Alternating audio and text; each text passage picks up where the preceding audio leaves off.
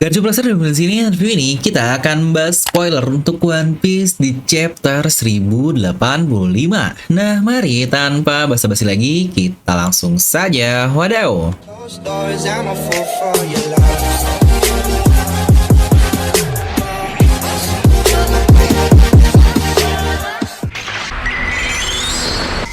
Dimana setelah kebanyakan libur nih untuk One Piece akhir-akhir ini yang jadinya pace-nya kerasa kurang banget. Karena chapter yang kita terima akhirnya jadi banyak lompat-lompat ketika epic, libur, ketika epic lagi, libur lagi. Tapi untunglah di 1085 ini langsung rilis minggu ini, dan 1086 chapter juga tidak akan libur untuk minggu depan. Jadi kita langsung akan mendapatkan hal luar biasa pastinya di dua chapter ini. Dan tepat seperti kata leaker atau yang membocorkan spoiler kali ini sejak hari Minggu kemarin, bahwa chapter 1085 akan menjadi chapter yang sangat luar biasa. Jadi pastikan kalian tonton video sampai habis ya, agar tidak ada informasi yang miss dan juga setengah-setengah. Karena One Piece itu tidak masuk akal, tapi akal bisa masuk. Nah, mari siapkan kopi, jangan lupa mandi besar, ambil posisi PW, and wadidaw.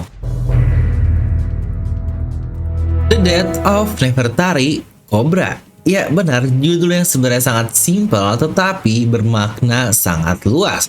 Yang jika kalian sadar, ini sangat mirip sekali seperti judul untuk kematian kakak dari Luffy, yaitu Podcast DS di chapter 574 dengan judul The Death of Podcast DS. Yang seharusnya untuk Cobra pun sama ya, mungkin The Death of Nefertari the Cobra. Anjay, yang lagi-lagi untuk sama nama di mungkin akan diberi judul yang serupa juga. Dan dimana di chapter ini dikatakan kita melihat bagaimana Imu menyerang Cobra dan Sabo juga menggunakan panah bayangan atau Shadow Arrow. Tapi lagi-lagi menurut saya, karena ini spoiler, kita masih belum tahu bentukan panahnya seperti apa. Karena saya cukup curiga kenapa berbentuk shadow atau berbentuk bayangan saja yang berwarna hitam.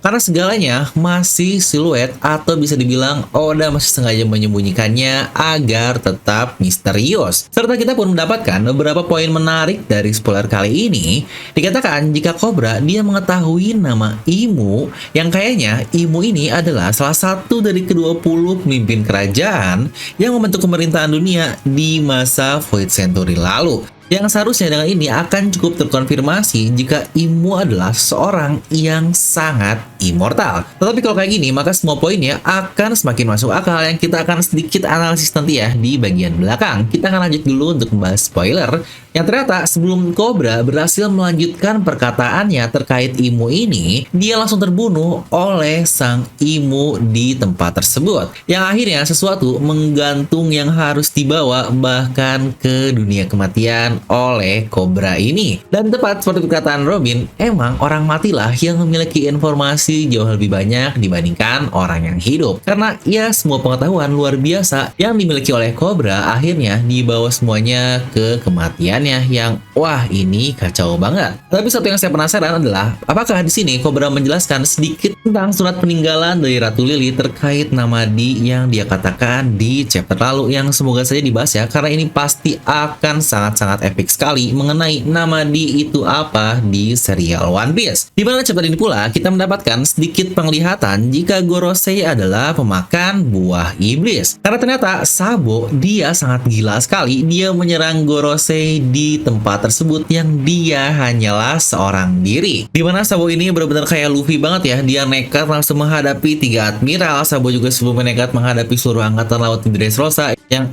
emanglah ketiga saudara ini sangat nekat sekali. Tetapi itu pasti akan menjadi momen yang luar biasa. Dan kenapa terlihat jika Gorosei memiliki buah iblis? Karena seakan-akan muncul monster bayangan besar di belakang mereka ketika Sabo menyerangnya, yang lagi-lagi bayangan monsternya pun tiap orangnya berbeda-beda. Lagi-lagi kenapa disebut bayangan atau shadow? Karena saya merasa itu hanyalah sebuah siluet yang lagi-lagi belum di-spill oleh Oda kemungkinan untuk chapter-chapter ke depan nanti. Dan yang menarik juga adalah kok tiba-tiba udah ada Sabo aja ya di chapter ini, padahal chapter lalu baru kedatangan Imu, yang berarti kita kita cukup banyak di skip nih antara chapter lalu dan spoiler yang dimulai di chapter 1085 ini. Yang kenapa tiba-tiba Sabo datang dan langsung menyerang Gorosei, pasti ada pertanyaan sebelumnya nih, kenapa dia melakukan hal tersebut. Yang lagi-lagi kita harus menunggu versi scanlationnya. Kemungkinan Rabu lah atau Jumat nanti akan kita bahas lengkap di channel Devil Nomi. Di sini pun didapatkan jika ibu menyadari adanya Wapol yang memata-matai dirinya, tetapi Wapol yang ketahuan dia pun langsung kabur ketakutan. Dan yang menariknya lagi, ternyata Vivi yang sebelumnya dilindungi dalam tanda kutip oleh si Pinol alias Luci, ternyata benar seperti prediksi kita, dia ditugaskan adalah untuk menangkap Putri Vivi yang ternyata dia ditangkap oleh si Pinol di ruangan lain daerah Mary Joyce juga. Yang tidak sengaja Wapol pun langsung masuk ke ruangan tersebut. Mungkin ini juga nih alasan kita mendapatkan kenapa momen Wapol dan Vivi yang bersama-sama,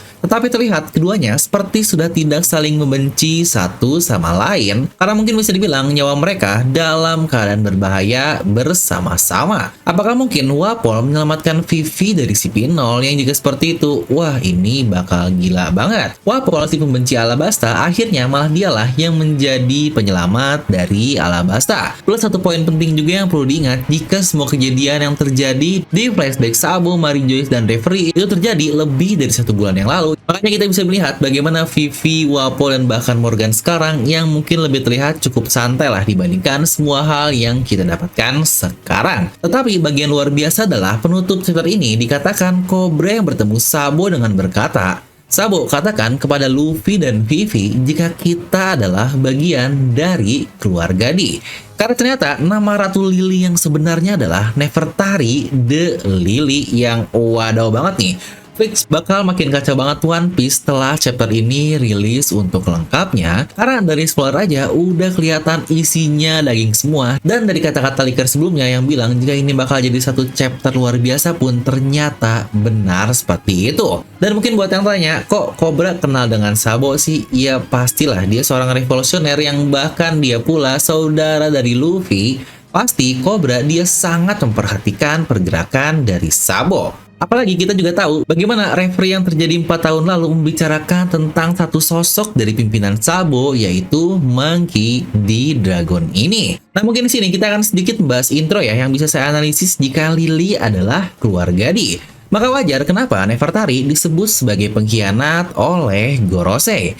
Kenapa? Karena sepertinya Lily ini dulunya punya hubungan dekat atau bahkan bagian dari Ancient Kingdom karena memiliki marga D juga di namanya tersebut, tetapi pada akhirnya dia memilih manusia dan bertarung bersama ke 20 negara. Serta alasan kenapa dia nggak pernah kembali pun akan masuk akal kalau ternyata dia dibunuh di Mary Joyce dan berita palsu terkait hanya ada 19 pedang di tahta kosong yang dibilangnya satunya milik Lily. Bisa saja kemungkinan itu palsu karena satu pedang itu bukanlah milik Lily, melainkan milik Imo yang kata Cobra bisa saja bagian dari salah satu founder ke 20 negara tersebut. Nah, serta ada alasan juga kenapa Imo menyimpan foto Vivi di mana untuk Luffy, Shirahoshi, dan Kurohige dihancurkan olehnya karena dia merasa Vivi ini sangat mirip dengan pendahulunya yaitu Lily, dan dia merasa Vivi sepertinya akan menjadi the next Lily juga, seseorang yang akan menggabungkan Joy Boy dan para pemimpin di dunia lainnya yang sekarang pun sebenarnya sudah terjadi. Vivi dia berteman dengan the next Joy Boy aka Luffy dan the next Poseidon aka Shirahoshi, yang bukankah semuanya akhirnya saling terhubung satu sama lain, dimana bahasan terkait hubungan Vivi, Lily, dan Imo pernah saya bahas di video ini jika kalian penasaran. Tetapi kalau Imo adalah salah satu dari ke-20 negara, dari keluarga manakah kira-kira Imo ini? Oda nggak mungkin kan nunjukin jika dia satu bagian dari keluarga founder tetapi akhirnya kita belum tahu dia siapa, yang kira-kira apakah dia termasuk ke keluarga Don Quixote kah, ataukah Jay Garcia, atau bahkan Rox ada hubungan dengan ini, atau bahkan keluarga dari Shanks yang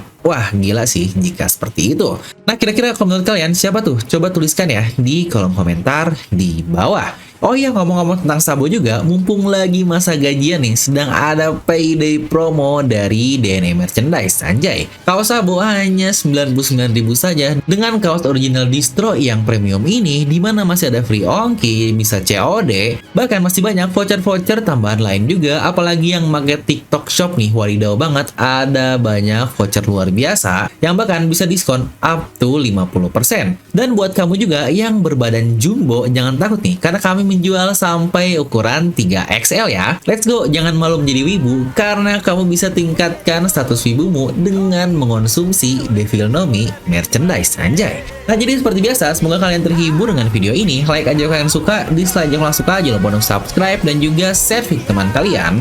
Gue Devil Nomi pamit, and I'll see you guys next time.